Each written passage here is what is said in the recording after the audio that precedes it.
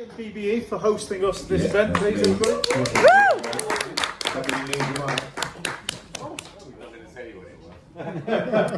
Whoa! There you go. Wow. Right.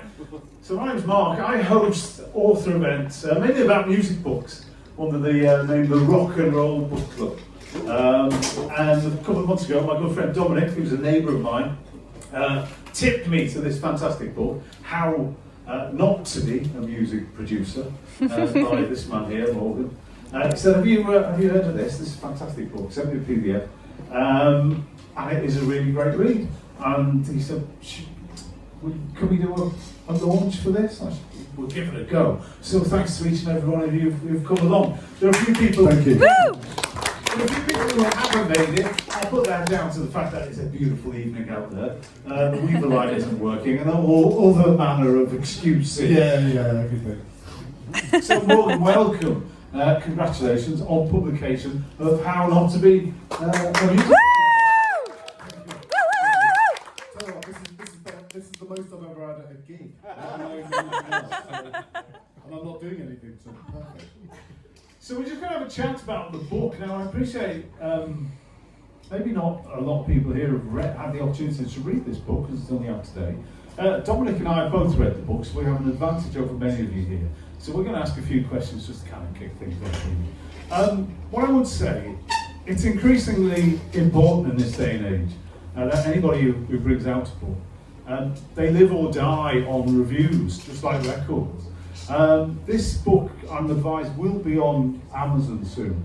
Yeah, that's the second phase. I know everyone here is going to buy a copy. Copies are available. No pressure. Morgan does have a card reader, so you can purchase this tonight. But if you do read it, and if you do enjoy it, and I'm sure you will enjoy it, please leave a review. By a review, I mean 5 fucking stars. Yeah! Not something shit like 2. It's Well, funny, it is shit. it's not shit. Okay. It's very funny. I'm sure you've all seen this. You go on Amazon, you see something that's got 2 stars, and it says, and the reason it's got 2 stars isn't for the content, it's the fact that when it arrived, fucking Every or somebody had bent the cover. That's just a wank move, isn't it? Don't do that.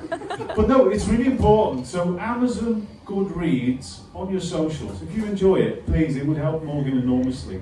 And I think it deserves a wider audience, so please do that. Dominic and I I'm going to actually stop talking. You'll be relieved to hear. Dominic and I are going to be firing in questions. If anyone has a question, obviously, at the end, raise your hand. Morgan can answer that. You may have one or two. Can I just take a temperature? How many people here actually think they may be included in this book? Gentlemen there. Lady here. I know I'm included. Well, we will find out. So, briefly, Morgan signing it.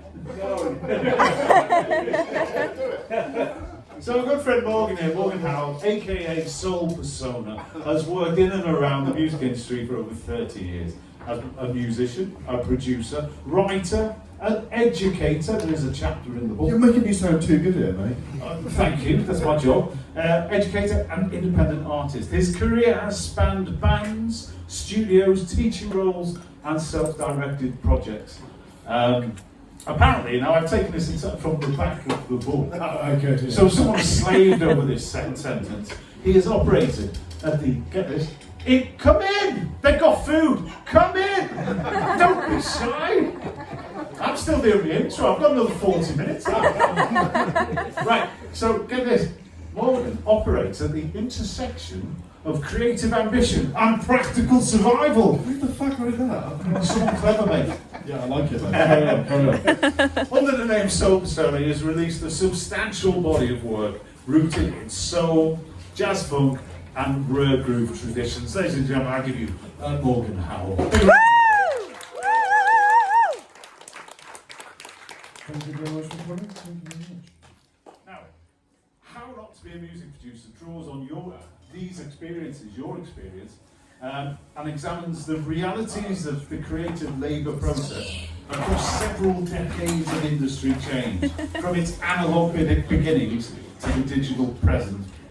And it struck me reading on it that indeed your time in the industry spans a time when we go from the heyday of CDs, when the record industry was making shitloads of money, to the streaming age, when the record industry was up with some threat. So you've lived across that. From analog through to digital. From analog to digital. Now, should point out, this is, it says, a work of autobiographical fiction. Now, firstly, why did you write this book then, and why did you choose the autobiographical fiction, i.e. the novel format, for this, rather than just do a standard sole persona Morgan Howe memoir? Well, I think it was better to do it this way because it gives you free license to add certain bits of humour or elaborate certain things that make it even funnier than it actually was. Yeah. And also there's the legal aspect. if I'd have mentioned Andy Tolman over there, he would have sued me. I'm only here to serve you papers. He looks like he's lawyered up, doesn't he?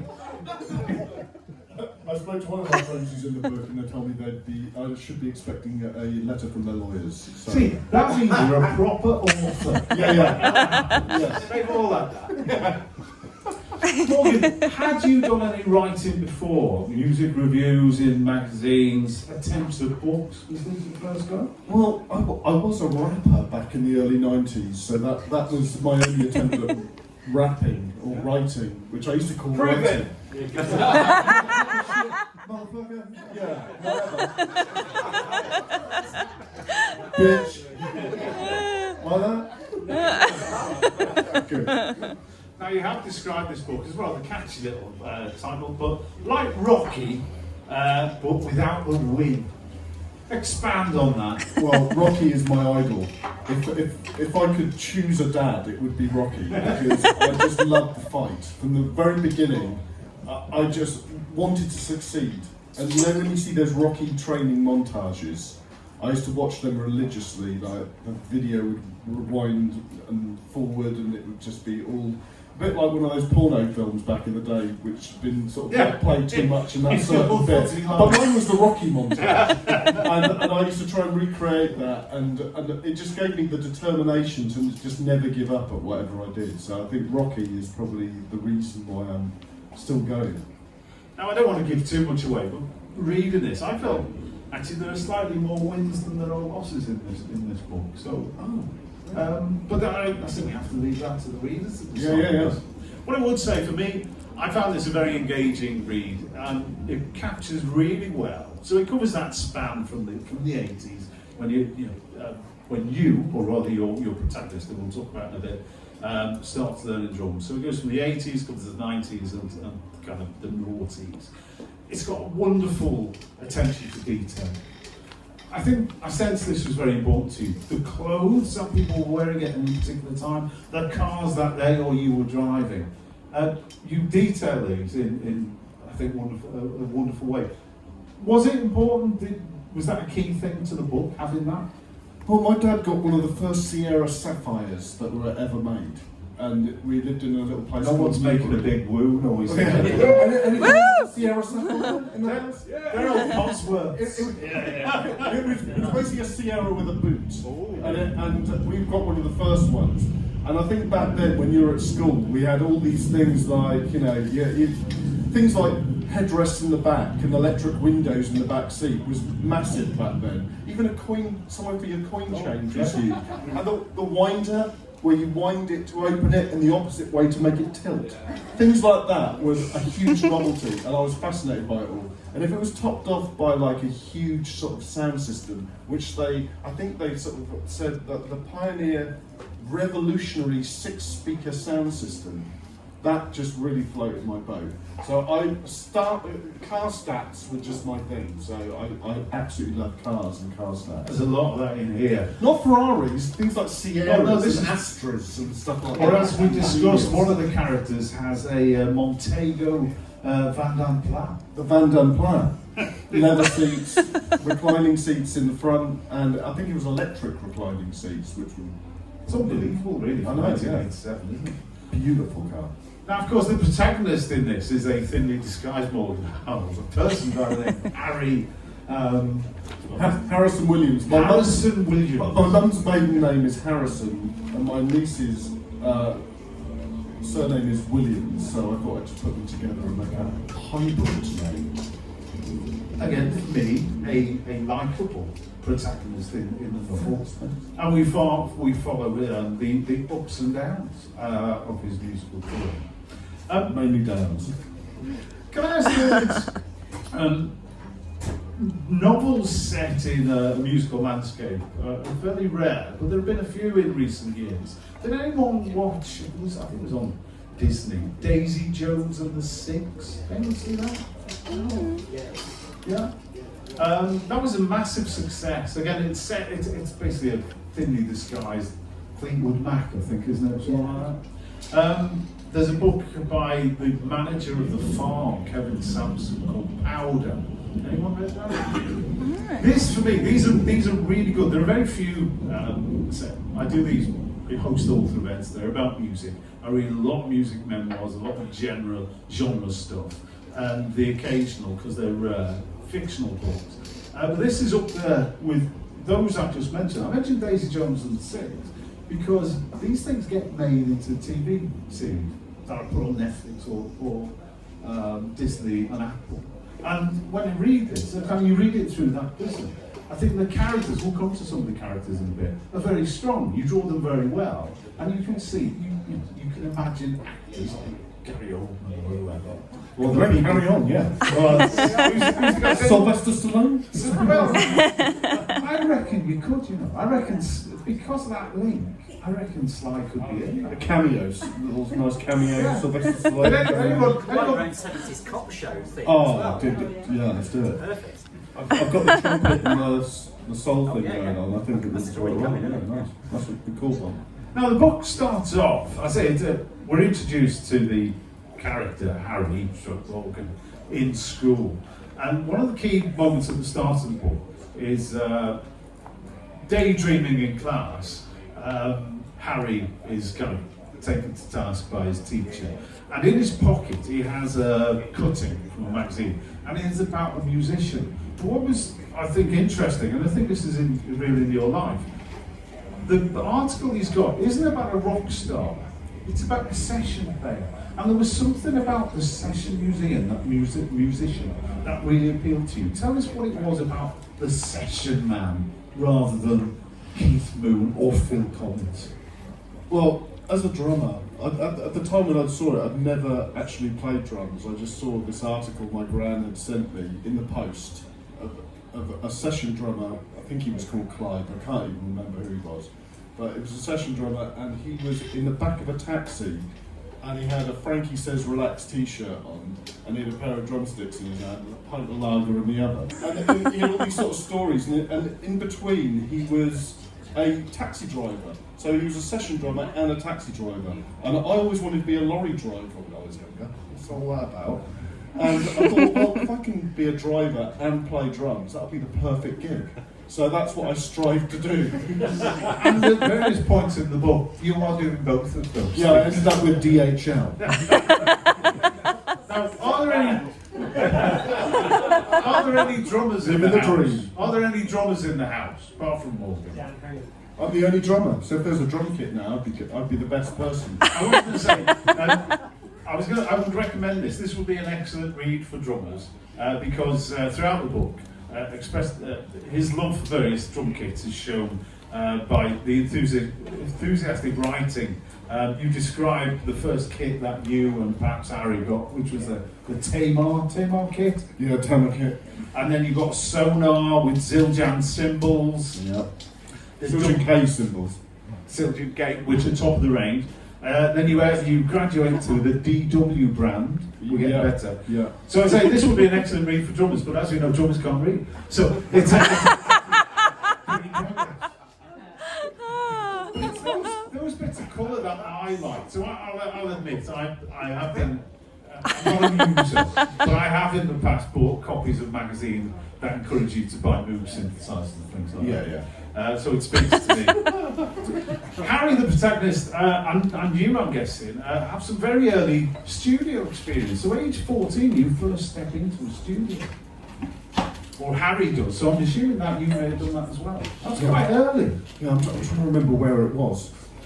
I don't. Well, it certainly wasn't Air Studios, which I think you visited. No, it wasn't Air Studios. But it was a studio, and again, this is a great scene in the book where the engineer, you've never come across a studio engineer before, but you're there, you assemble your kit. Ah, yes. And he basically does all the stuff with the knobs and put the compression on, and the gated reverb, Phil Collins fans, and you, Harry, suddenly have the sound that you've only ever imagined. You can't get this in the room of your... Through the headphones as well. Yeah. Because I remember putting the headphones on, and he said, well, how do you want your snare? And I was like, oh, like Phil Collins. And so he put this thing called a gated reverb on the snare, and I could hear it only through my headphones. And I must admit, I did feel like Phil Collins. It was brilliant. He made my drums sound like amazing. So I really enjoyed that experience. Plus he told me how everything worked. So he told me that all the mics were aligned to a different section of the mixing desk, and it was all laid out in what's that tape they use on the... Yeah. Quarter inch. Yeah, no, that's a different thing. That's the real to real. Masking tape. Yeah, what's it called? Masking tape. Masking tape. Yeah. Used for decorating and stuff. Yeah. Decorating. It was like kick, snare, tom. And I was like, wow, so I can change the levels to all of these. And he said, yeah, you can. He said, there's the bass, there's the keys, there's the guitar, and I was producing from that moment onwards because he made me understand what it was all about. Now we're going to leap on a little bit, and we said at the start, your career has encompassed almost every role within the music industry. What I did mention at the start, what you did mention in the book, you had a bit of a stint on radio. Yes, I did. Quick FM, I don't know who that's meant to be. Quick FM, yes. Was that Quick FM? Was that real? Quick. You didn't have to hide that for litigation reasons. No, it's actually called Kick FM. Ah. So I added a W. But you are, when we find Harry, stroke you, find yourself a square peg in a round hole, because your particular interest, fascination is soul music. Continues to today. Actually, that's a disservice, because what we find in your book, and I should say, the book has the most amazing soundtrack accompanying it throughout, whether that's Level 42 or Phil Collins, and loads of stuff. And it is an amazing, I'm sure some of you already listened to, there's a brilliant Spotify playlist. What I've done is a Spotify playlist, and in chronological order, whenever I mention a track, you can refer to the Spotify playlist and play that song. Yeah. It's fantastic. That. It's like you will definitely go on a journey with this, and it's some deep cuts and it's some great stuff, and you'll love it. But yeah, you're this early stage in your career, you are very much a square peg in a round hole, and you find yourself. Well, yeah, I mean, this is another theme that comes through, and it goes back to this initial desire to be not the front man or the drummer in the Who, but to be the session guy, to do other stuff. But you did sign to a record label, and the protagonist signed to a record label. And again, we're then introduced to some of the characters who run this label, Ezra and Trev. I forgot, I've got it written down. Harry and Ezra, they're brothers. Harry and Ezra. Yeah. And that label was, remind me of the label that was? That would be Total Velvet. Total Velvet. And this is at the time when garage music is kind of taking UK garage, yeah. And we're getting, 21 seconds to go, number one. Yeah. And you find yourself with this label, and they send you out doing these PAs. And again, there's another great scene in the book where you rock up to a club with your manager Nathan in his Beamer. And he sticks you on stage, and you suddenly meet two girl dancers who you've never met before. Cowgirls. They turned up in a whole cowgirl club and announced to me that they've got a whole dance routine around me. Dance routine? What's going on here? And one was telling me about slut drops, and I have to explain what a slut drop was. Now, again, these are very funny stories in the book, and again, because we know this is autobiographical fiction, this probably has happened to you. That was true, yeah. And as you say, the purpose of approaching this in this way, as a work of fiction, allows you to exaggerate some of those things, some of those characters, draw out some of the more excessive parts of their character. And there's a lot of that in the book. I say Ezra and Trev, your manager Nathan, are certainly those type of people. I'm going to leap on again because I think I want people to read the book, and I think you should really read the book, and it's very entertaining. But I would say there's a lot of tension in the book. You do will this character, this Harry character, to do well. You want him to be successful in all these endeavours. And I think, as I say, for me, I think there is a degree of success here. And I must say, I've taken issue with the how not to be a music producer. Because I think it gives a great example of how you are a music producer in this day and age. You have to have I think they term in other words, a portfolio career. There's very, very, very few people who just follow a linear path. But you spend these very entertainingly. Now, what we do know, the music industry has always attracted, the music business always attracted some shady characters, and we certainly meet a few of them in the book. I'd say that the book has great pace, has a lot of tension, has a lot of cliffhangers, lots of that stuff. It's really good, and it is very funny. Believe me, there's some very funny bits. There are laugh out loud bits in this book. Yeah. Very first bit. There's some chortles. Jamaican ginger cake got me. Tell us about Jamaican ginger cake. Jamaican ginger cake got me. I mean, that started me on the whole reading process. I have to read the rest of this. The funny thing is, that was one of my mum's favourite things, wasn't it, Tom? She loved a bit of Jamaican ginger cake, didn't she? Smothered in butter. Yeah. Anyone here like Jamaican ginger cake? Yeah. Yeah. Finn Calvin likes it. Friendship. Later. Rat Randy. That man has read the book because there is, in the very early chapter, one of your first girlfriends, you get taken to task by this because they ask you to do. I can't. Well, she said to me, can I have a Frenchie? And I said, bonjour. Let's face it, gentlemen, we've all been there, perhaps Johnny excepted. There are other characters, so there's a quite lengthy, in a good way, chapter. There's a character, Marcus Vance. So Harry ends up working as I think you call it a liaison, but there's a soul singer. And you, Harry, end up working with this guy for 3 years in various roles. And there are Longer than that, actually, yeah.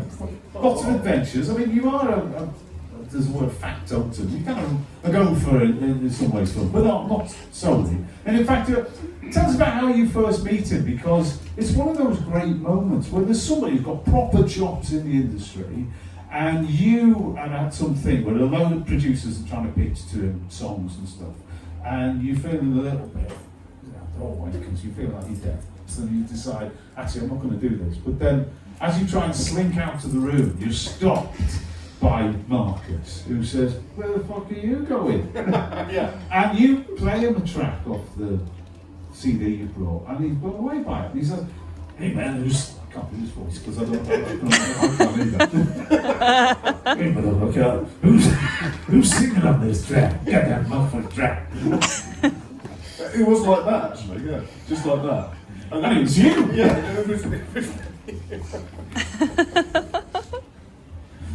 Tell us about what that moment feels like when someone appear, or somebody and you really admire, just does that. Well, it was. I don't know. I always feel really inferior, and because my whole life I don't think I'm any good. I think a lot of musicians don't think they're that good, and when somebody that's really good tells you that you're good, you almost don't believe it. So it's quite interesting. And when he did tell me that it was good and that he wanted to work with me, I was almost in disbelief about the whole thing. He saw something within me, and I just ended up. He just said, "Do you want to work with me?" So it was kind of like out of the blue, and I was like, "Yes," one of those sort of moments. I say that comes to a natural conclusion. We mentioned the same done a variety of roles, and then you end up teaching music production. Was that in Manchester? Is that up in Manchester or down? Well, I've got two of my students here tonight. What the fuck was I teaching? I have no idea. Two of my students, Jack And Gladys. Now, can you tell me, is either Jack or Gladys Chromio? No, I think they know who I'm talking about though. And as a kid, you talk about when you are teaching, there's this kid Chromio who you come in and you introduce yourself. And because your career has been one of ups and downs, because you have at times, and it's detailed in the book, been a bin man, he says, well, what the fuck can you tell me about music business? You dick, when you were a bin man. And you do tell them. And I think that's one of the best primers for the music industry I've ever read, where you do break down and say, okay, suppose you do make it. Suppose you could make 10 million quid, yeah? Where's that money going to go? It's going to go in my pocket, motherfucker. And you know, and it's a great thing. It's a really good fucking chapter that I love it. Well, it's nice to break it down because when you're given a 10 million deal, you're not getting 10 million. You're left with about sort of a fiver at the end of all of it. Because it's just it doesn't work like that. They want to see you as a commodity, and they want to rinse you for every single penny they've got, and then you just get the chump change at the end. And I just try and get it across that all these kids that think they're going to be signed to YouTube or they're going to be signed to some sort of Sony or Universal, normally they're the ones that have a career that's 2 years long and they end up with nothing, sniffing glue in the back of a bus shelter somewhere. But this is hard-won experience. I mean, and it's based on, I said, many years of experience you've got. And I say there are, highs and lows in this book. There's missed opportunities. And then again, there's another chapter where another record label boss, Arthur, kind of taps you up. He's seen something in you. I think you were drunk at some bar and you were telling this guy how you should actually run a proper record label. And he calls you on it because the next day you got a phone call saying, hey, I'd kind of like the cut of your gym. Come and see me. And he offers you quite a high-paid job as an A&R guy. I think these scenes, these characters, the fact that, with that scene with Chromio, that chapter where you're breaking down the music industry, I think that broadens the appeal of this book. I sense everybody here loves music, yeah, that's why they're here. They come to this space because this is a great space for music. And people who've worked in the industry, maybe musicians. But out there, a lot of people just buy records and listen to Spotify. But reading those chapters and how well those characters are drawn and those experiences made me think that this book has potential for a much wider readership. And it is fanciful. Let's stay with the theme of the book. I mean, that this could be made into a Netflix series. Wouldn't that be great? It's Morgan's. Yeah. Yes, I do, yeah. But what there is now in the world, there's a fucking script for that. Yeah. And that didn't exist, before today. Anyone from Netflix in Who's here? going to play you Netflix. Yeah. Morgan, who's going to play you though? Yeah, how not to be a film producer. Tied The in. next book. Dom's asking you the question, who's going to play you? We're really the audience. Danny Dyer. It's going to be Danny Dyer. Him or Terry Savalas. Sliced alone. Someone asked me that the other day if it was made into a Netflix series, who would play you? I said, no, my luck, Ross Kemp. Perfect. Jason Statham. Leave it. Jason Statham. Yeah. Imagine that. In movies, they call these things Easter eggs, I think. And there is a fantastic thing in your book. We are introduced to, you mentioned it, Clive at the beginning of the book.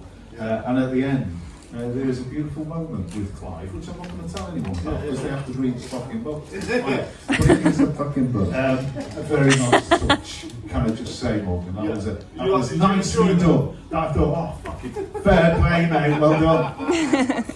I'm going to round up because this is about our music, and I should say at the outset, Dominic here, who does a load of stuff a load of events under the brand Soul Picnic. And Morgan are going to play some records after this, and some of these records I know are going to be those in the book. So how has been the writing experience? Has it put you off, or are we likely to see more writing from you? I really don't know. I've thought about origin stories, but I kind of want to build a universe around it all, if I possibly could. You know, like, Yes. I think some of the characters could have their own origin stories. Oh, definitely, yeah. I would really like to do a podcast with other musicians that are in this room as well, because all of us, some of my closest, dearest, nearest friends that are here now, they're some of the funniest people I know, and they all have their own story, which is just as good as mine, if not even better. So I think there's so many stories to come out, and that's what I'd really like to do. This is a hugely entertaining story. Set in the music business. It's got genuine laugh out loud moments. It's very pacey. It's got lots of tension, cliffhangers. We're invested in the main character, Harry. I say for me, I was wishing him success. And that's a success that, frankly, I think you've achieved actually. I think to survive, as you have done for 40 years or 35 years in the music industry, is a massive. But because you start so young, because you're 14 when you first get in the studio, you're 13 when you get that first drum kit. So actually, you're just a little bit ahead of the curve. That's the reason. Do you know what? I think many of us that are here tonight were still jamming at 13. Am I right, Randy? Finn? You were jamming at 13, weren't you? Who, me? I'd be surprised if you weren't. I Yeah. think I actually started learning the bass at 13. Yeah, school bands, isn't it? It's all about school bands and stuff. Terry? Yeah, starting as well. Yeah, 12. But this book is full. I say it does take you across the decades, the 80s and 90s. The gigs you played, whether the WAG Club or that place at King's Cross, Bagley's. Bagley's. As The ravers go to Bagley's. Yeah, you'll recognise and you will have gone to and you'll have known about some of the places in this, and that's what gives it the authenticity. I think that's what is another thing that comes strongly across this book. It feels real. I wanted to It is mention real. proper places. Yeah, Because not I think, made up like yeah. Teddy's in Nottingham. That would be wank, wouldn't That's it? a great place. What are you talking about? Been there 3 times. I'm not meant to know about Teddy's after hours. But no, it just gives it that authenticity because it is based on your life and it's based on your experiences, and it's just the better for that. And if you've embellished certain episodes, and if you've downplayed some of the more horrible ones, I don't think you have. For me, I was mentioning there's a scene, which you said, I'm already Netflix obsessed. There's a chapter in the book, brief chapter, where one of the jobs you've got is delivering vans for people with accessibility issues, like their cars and things. Yeah. And you're sent to Northern Ireland. Just remember, it's not quite the peace process hasn't happened yet. No, so it was just on the cusp of when it ended. And again, that feels really very frightening, that bit, because you have a bit of a run-in with some of the, I don't know, problems on the Falls Road. And it felt as scary as fuck to me. So being there at age 23, when it's all kicking off, I kind of thrived on it. You know, when you're sort of quite excited about going somewhere different. yeah. Well, I just thought, I'm alright. well, say the character, Harry, does front that out. I mean, he comes away unscathed, but there are moments, and I think you convey this very well, where it feels a little bit fucking dodgy. So, Totally. good work. Once again, on top of that, I can only commend this book to you all. You are, I think, many of you friends and co-conspirators, co-workers with Morgan. Please get this book. Shout about it. I think you'll want to shout about it. You'll enjoy this book. It is very funny. It's a great read. Ladies and gentlemen, thank you for coming and thanks to Morgan Howe. Woo! I'd like to thank Mark Hart and Dominic Mandrell, because without both of these, I wouldn't even be sat here. I was just sort of like told my Bandcamp fans I've got a book coming out, and then Dom messaged me and said, "Yeah, how about a launch?" Oh, okay, let's have a launch. And he said, "I know Yeah. Mark Hart from the Walthamstow Rock and Roll Book Club." I was like, "Oh, that's a bit intense, isn't it? You've got a book club involved in it." And the next thing, I'm here. So I'm sorry if I'm not very good at this, because I don't do many of these sort of things, and I'm quite You're shy on amazing. the microphone. You're amazing! But thank you. It really means a lot to everybody that's here, and I really appreciate all of you and these people. Thank you so much. Woo!